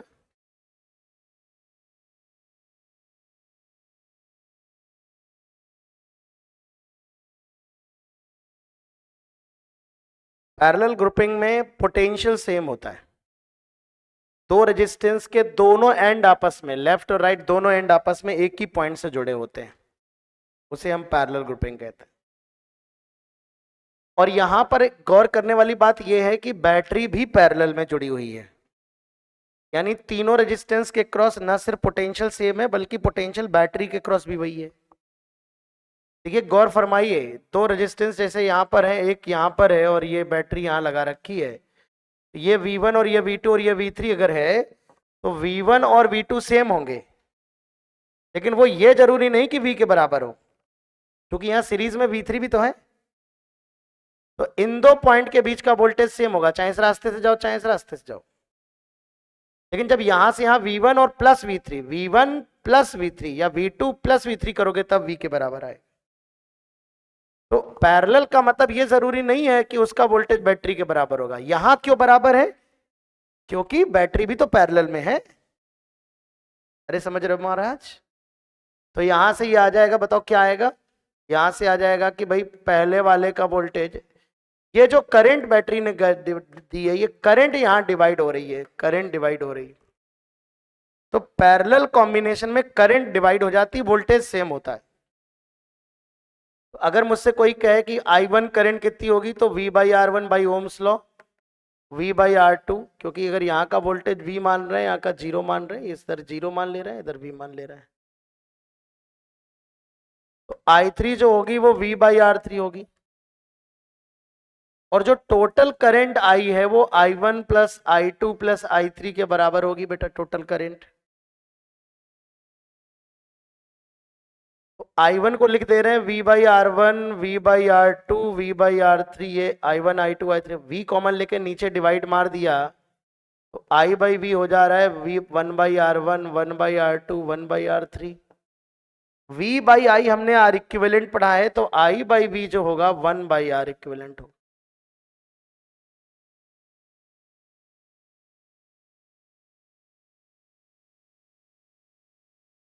तो इस केस में जो R इक्विवेलेंट होता है वो स्मॉलर देन स्मॉलेस्ट रेजिस्टेंस। इसकी खासियत ये होती है कि सबसे छोटे वाले रेजिस्टेंस से भी छोटा होता है, सबसे छोटे वाले रेजिस्टेंस से भी, और सीरीज में सबसे बड़े वाले से भी बड़ा होता है। दूसरी चीज वोल्टेज सेम होता है पैरेलल में, ये फॉर्मूला तो तुम याद ही रखोगे, बचपन से याद है।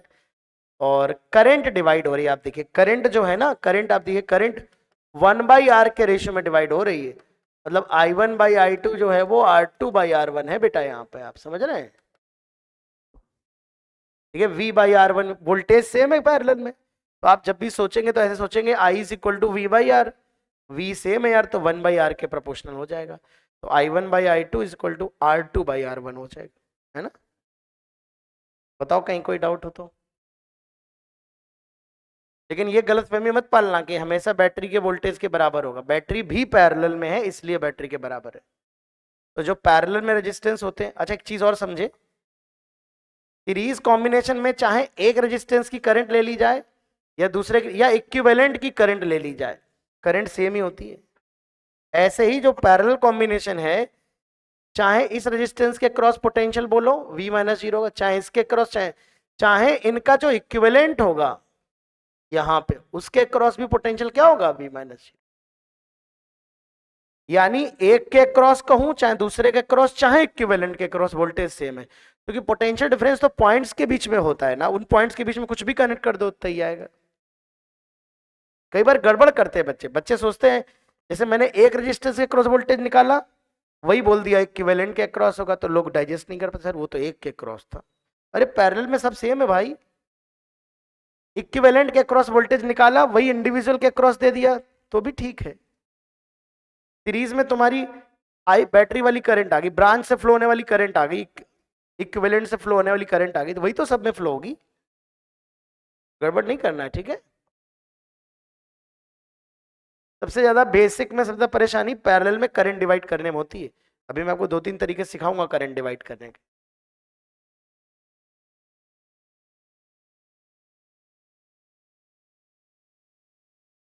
चलो एक छोटा सवाल करते हैं, अच्छा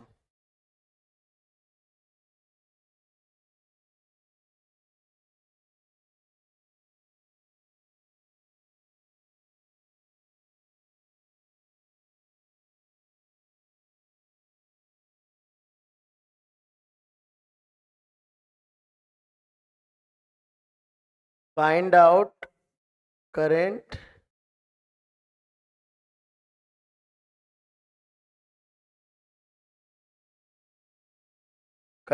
in each register.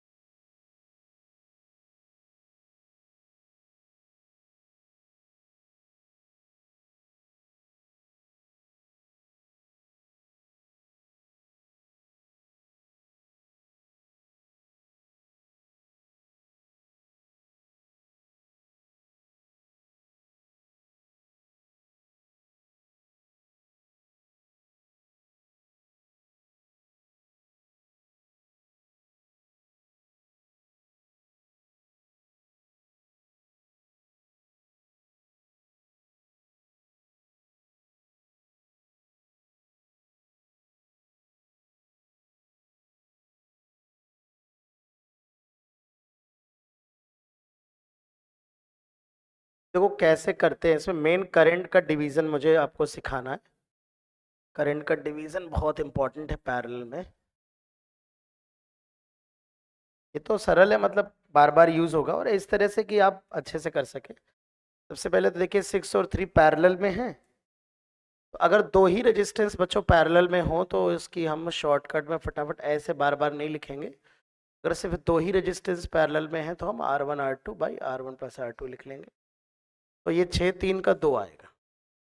6 3 18 बटे 6 + 9 9 6 + 3 9 2 आएगा। 6 3 2 आ जाएगा और 2 और 8 सीरीज में हो जाएंगे। 2 + 8 10। 10 ओम है तो 2 एम्पियर करंट यहां से जाएगी बेटा वही। अब ये जो 2 एम्पियर करंट जा रही है दो हिस्सों में बटेगी। कई तरीके हैं करने, 3 4 तरीके। तो उसमें जो एक तरीका तो ये है कि हमें मान लो I1 I2 और एक I1 + I2 2 एम्पियर होगी और दोनों का पोटेंशियल सेम कर लो। I1 I2 में 2 इक्वेशन बना लो तो 2 इक्वेशन, और 3 होंगे तो 3 इक्वेशन बनाओगे, पागल हो जाओगे। नहीं करना, ठीक। जो सबसे बढ़िया दो तरीके, एक तरीका ये है कि ये 20 वोल्ट पूरे का क्रॉस होगा और 2 ओम में रेजिस्टेंस है, 8 दूनी 16 वोल्ट इसको मिलेगा तो 4 वोल्ट इसको मिल जाएगा। तो 4/3 4/6 4/3 करंट आ जाएगी। 4 वोल्ट यहाँ होगा, 4 वोल्ट यहाँ होगा। लेकिन एक रेजिस्टेंस और होता बगल में तो वो भी परेशानी होती, कितना में निकालोगे। तो सबसे बढ़िया तरीका है या तो आप इनका पहले इक्विवेलेंट निकालो। आप ऐसे महसूस करो कि ये जो 2 एम्पियर करंट जा रही है इन दो पॉइंट के बीच में जो 6 और 3 है इनका इक्विवेलेंट कितना है, 2 ओम है कि नहीं बताओ। अगर मैं इन दोनों को एक बना दूं यहां पे तो उससे कितनी करंट गुजरेगी, 2 एम्पियर। तो 2 ओम के इक्विवेलेंट से 2 एम्पियर की करंट गुजरेगी तो पोटेंशियल कितना आएगा यहां पर बताओ, 4 वोल्ट आएगा कि नहीं आएगा बेटा। ओम्स लॉ लगा दो। तो 2 ओम में 2 एम्पियर करंट तो 4 वोल्ट का पोटेंशियल डिफरेंस होगा इन दो पॉइंट के बीच में, बताओ होगा कि नहीं होगा। और अगर इक्विवेलेंट में 4 वोल्ट है तो वही 4 वोल्ट इसमें होगा, वही 4 वोल्ट इसमें होगा, इंडिविजुअल में भी वही होगा। पैरेलल में यही तो समझा रहा था थोड़ी देर पहले। यानी 4 वोल्ट का पोटेंशियल इसे मिल रहा है, 4 वोल्ट इसे मिल रहा है, ओम्स लॉ लगा दो, I = V/R। तो इसकी करंट हो जाएगी 4 वोल्ट का पोटेंशियल, 6 ओम का रेजिस्टेंस, करंट हो गई। 4 वोल्ट का पोटेंशियल, 3 ओम की रेजिस्टेंस, करंट हो गई, खत्म। कर लो। अब सुनो, चाहे जितने हो, इससे कभी वेरिएबल नहीं बढ़ेंगे तुम्हारे, 2 वेरिएबल। अगर तुम्हें ऐसे करने में अनकंफर्टेबल हो तो तुम्हें एक बात पता है, कुछ भी हो जाए पैरेलल में क्या सेम है, वोल्टेज। मान लो कि वोल्टेज x वोल्ट है, मान लो कि वोल्टेज x, x अगर इसमें होगा x इसमें होगा, ध्यान समझना।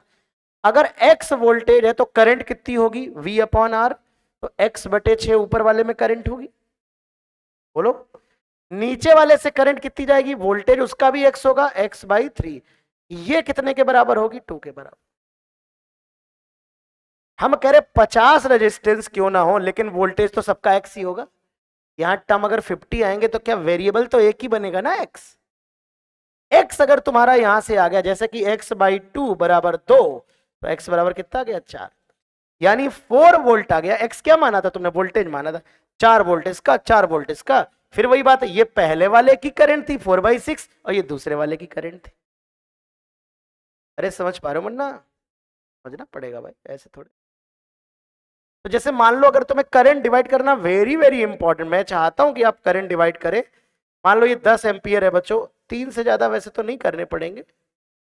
यहां करंट डिवाइड करना है, 2 ओम, 3 ओम, 5 ओम, यहां करंट डिवाइड करना है, I1 I2 I3। अगर आप किताब के टिपिकल फॉर्मूले लगाओगे तो तनाव में आ जाओगे, नहीं लगा पाओगे। सबसे बढ़िया तरीका होता है कि आप मान लो यहां x वोल्ट है, यहां x वोल्ट है, और यहां भी x वोल्ट है, पोटेंशियल तो सेम होगा ना। अब मुझे बताओ, अगर इसका x वोल्ट है, 2 ओम का रेजिस्टेंस है, तो करंट कितनी होगी ऊपर वाले में, है x/2, 3 कहां से आ गया, नीचे वाले में करंट, इसमें करंट, टोटल करंट कितनी आनी है, 10।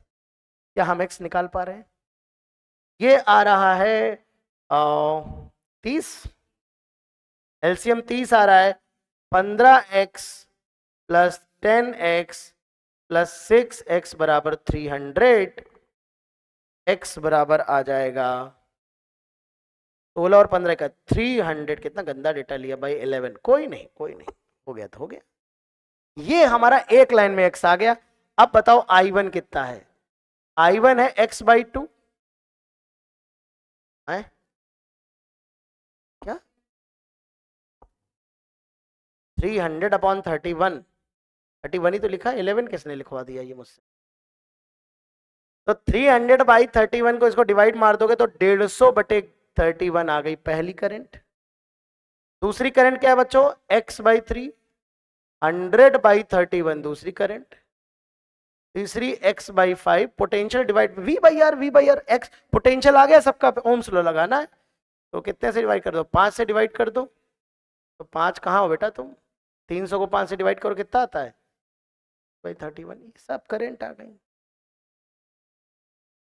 तुम ये महसूस करोगे जैसे जैसे सवाल आगे बढ़ेंगे, ये बार बार आपको करंट डिवाइड करनी, और जहां करंट डिवाइड, अब मैं इस पे क्यों इतना जोर दे रहा हूं, क्योंकि मैंने देखा यहां बच्चे अटकते हैं, यहाँ अटक जाते हैं, आते ही उनको समय लगता है, टाइम बर्बाद होता है, सेकंडों में होना चाहिए काम।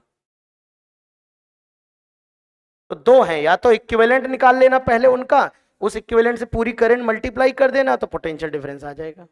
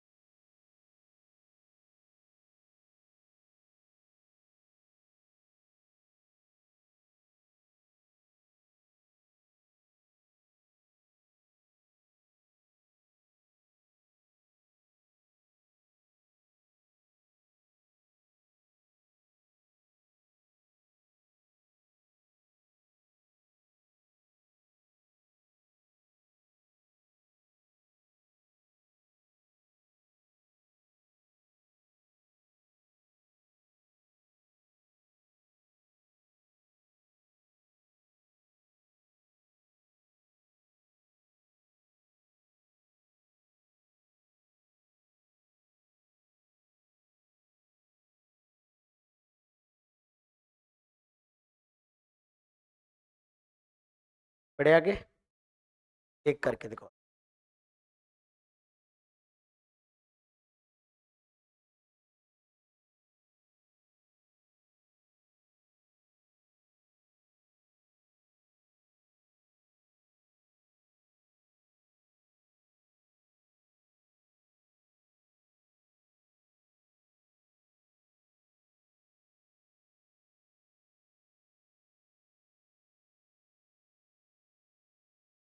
Find out current in each register.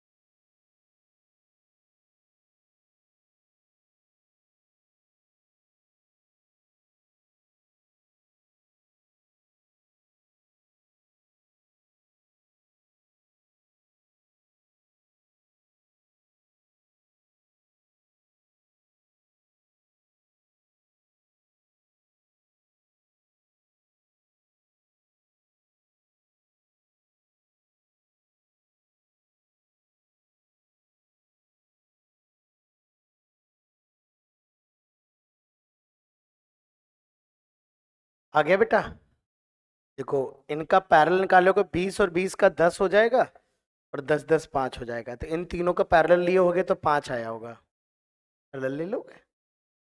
मैं क्या करता हूँ, जैसे कभी 3 और डेटा सिंपल है तो मैं दो दो करके कर लेता हूँ।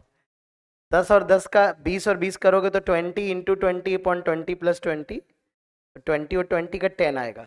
फिर वो जो 10 आएगा वो 10 के साथ पैरेलल में हो जाएगा, तो 10 और 10 5 हो जाएगा। तो ऐसे करना नहीं पड़ता है ना। 5 ये आ जाएगा, और 5 प्लस 3 प्लस 2, तो आर इक्विवेलेंट मुझे उम्मीद है सभी बच्चों ने निकाल लिया होगा 10 ओम। बोलो, 10 ओम आ गया अगर आर इक्विवेलेंट। तो आर इक्विवेलेंट अगर 10 ओम आ गया तो बताओ करंट कितनी आएगी। 100/10 कितना आ रहा है, 10 एम्पियर। बोलो, 10 एम्पियर करंट आ गई। ठीक। अब ये 10 एम्पियर करंट यहां से फिर 3 हिस्सों में बटेगी। अब देखो, चूंकि ये सरल है तो देखो डायरेक्ट कर लेंगे।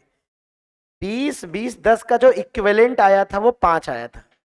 उस अगर मैं इसको हटा के यहाँ 5 लगाऊंगा, 5, उस 5 से पूरी 10 एम्पियर करंट जाएगी। पकड़ पा रहे हो कि नहीं। इतने का, इन दोनों पॉइंट के बीच में इतने का इक्विवेलेंट कितना है 5। जब मैं 5 लगाऊंगा तो इसकी जगह 1 लगा दूंगा ना, एक रेजिस्टेंस 5 ओम का, 3 हटा दूंगा और 5 ओम से कितनी करंट जाएगी 10 एम्पियर। कितना वोल्टेज बनेगा 50 वोल्ट। इसका मतलब यहां 50 वोल्ट ही है। 50 इसमें है, 50 इसमें, 50 इसमें। नहीं तो x मान लो, x मान लो, x/20, x/20, x/10 बराबर 10 करो, x अपने आप 50 आ जाएगा।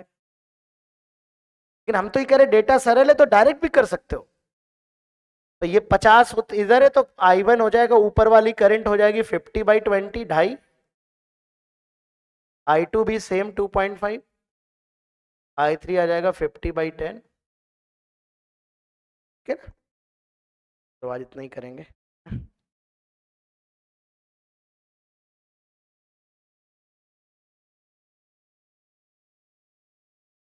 बेसिक हो गया, अब सर्किट आएगा सीधे नेक्स्ट क्लास में, हम लोग तेजी से कर सर्किट आगे पढ़ेंगे, इंपॉर्टेंट है।